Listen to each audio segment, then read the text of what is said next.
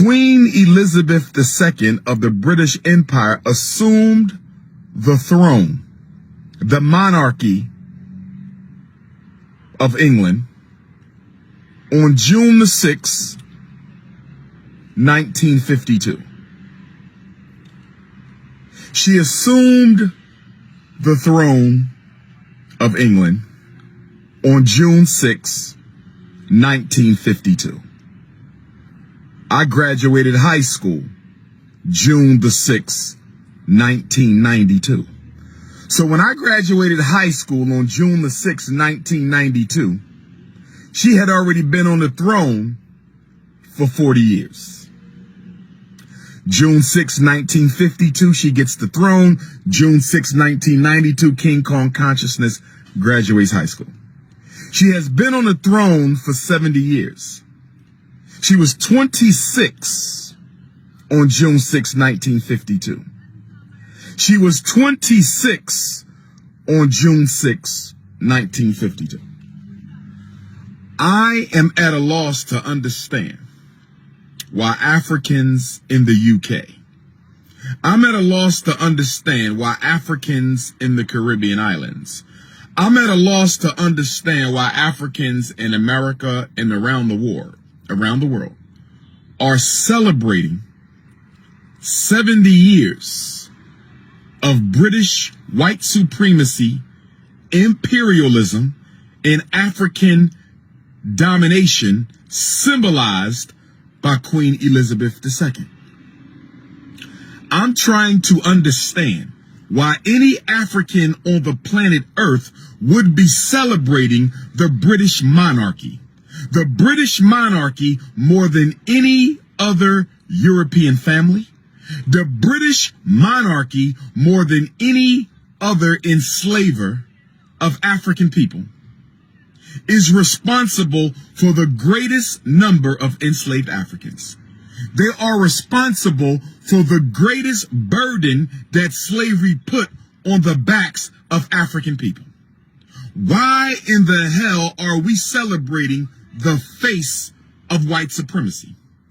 For those of you who do not know, when the most honorable Marcus Messiah Garvey, the greatest Pan-Africanist of all time and the greatest human organizer in world history, when he brought forth the largest black organization in modern history, the Universal Negro Improvement Association and African Communities League in 1914, at the time Garvey founded the UNIAACL, the British Empire controlled 25% of the world's population. I want to say this again.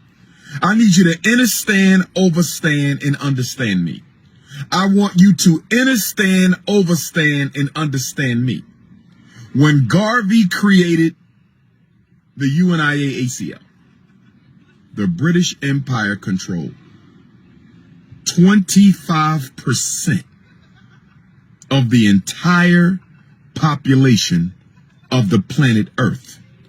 When the most honorable Marcus Garvey held his first international convention of the African peoples of the world at Madison Square Garden in August of 1920, during the first Great Garvey Convention in New York City during Leo's season of 1920, the British Empire controlled 25% of all the land and the resources on the planet Earth. I need us to understand this.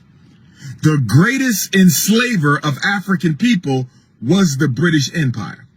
The greatest dominator of African people was the British Empire. The greatest thief and exploiter and monopolizer and controller of African resources was the British Empire. So can somebody help me understand why any African on the face of the earth would be celebrating the monarchy of a woman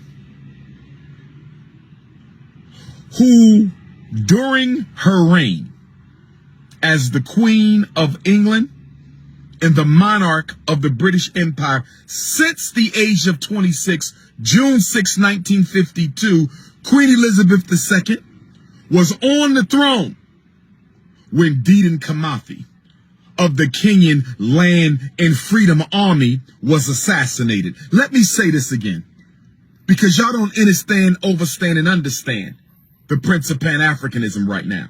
When Dedan Kimathi was executed in 1957, when Dedan Kimathi was fighting the British for control of the land of Kenya, Queen Elizabeth II was on the throne. Dedan Kimathi was executed upon the permission and authority of Queen Elizabeth II. Kwame Nkrumah was overthrown under the authority of Queen Elizabeth II.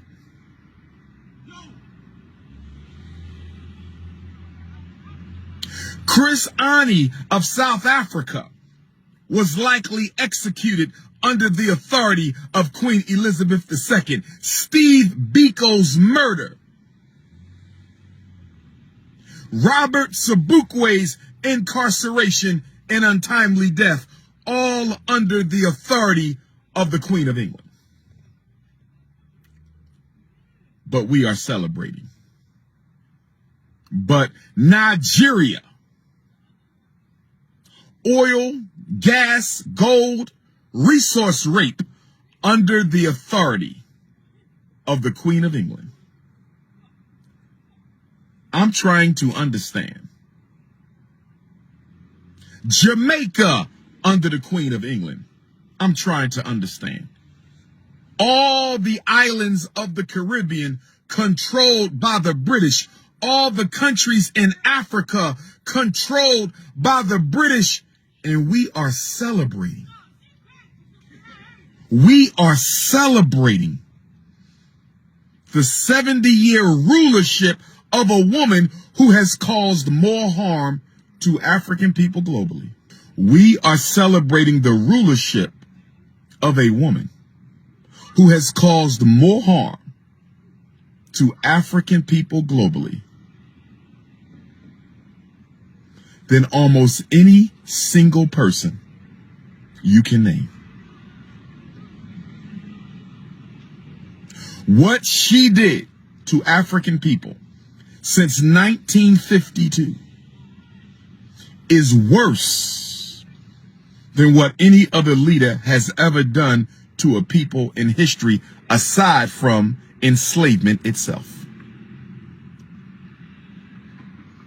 And if you want to say she's only the face, she don't make the decisions, well, she damn sure didn't stop it either.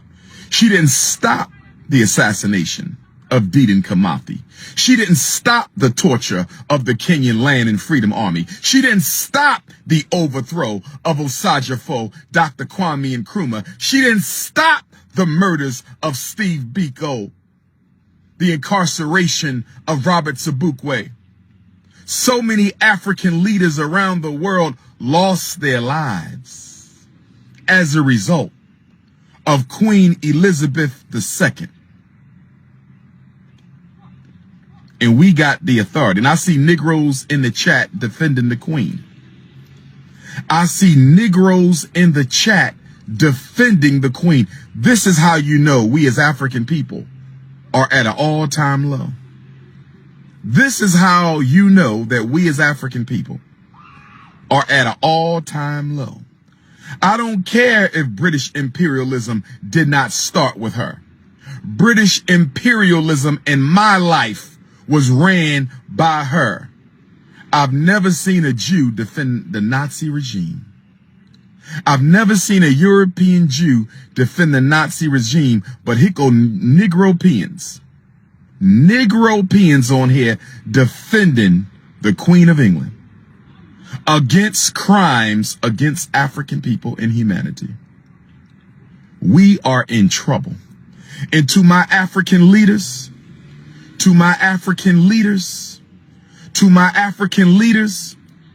you should be embarrassed. To the former and current British colonies in the Caribbean islands, you should be embarrassed. To my African leaders in Africa of the former British colonies, you should be embarrassed to be celebrating the Queen's Jubilee when that woman oversaw the execution, the torture, the massacre, the lynchings, the castrations, the incarcerations of black people for the last 70 years. Ghana doesn't get her independence until 57. Ghana doesn't get her independence until 57.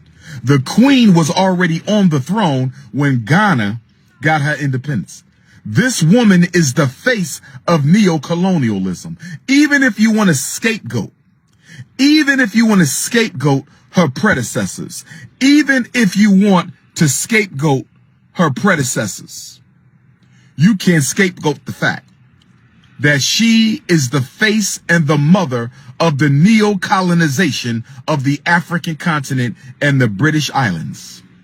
If you want to scapegoat somebody else for colonization and slavery, if you want to scapegoat somebody else for colonization and slavery, you cannot scapegoat the fact that she was on the throne in post-colonial Africa, which makes her the face and the force and the power behind the neo-colonization of Africa. How much money are Anglophone African countries paying the Queen right now? How much of the annual income, the annual revenue of former Anglophone British colonies in Africa, how much money is Nigeria paying the Queen every year? How much money is Ghana paying the Queen every year? How much money is Kenya paying the Queen every year? How much money is Malawi paying the Queen every year? How in the hell can African countries celebrate a woman? How can African countries celebrate a woman who is robbing you blind by making you pay a debt that she actually owes to you? African countries are paying debts to European countries that they should be paying to Africa, and you got the audacity to celebrate. You got the audacity to celebrate. We are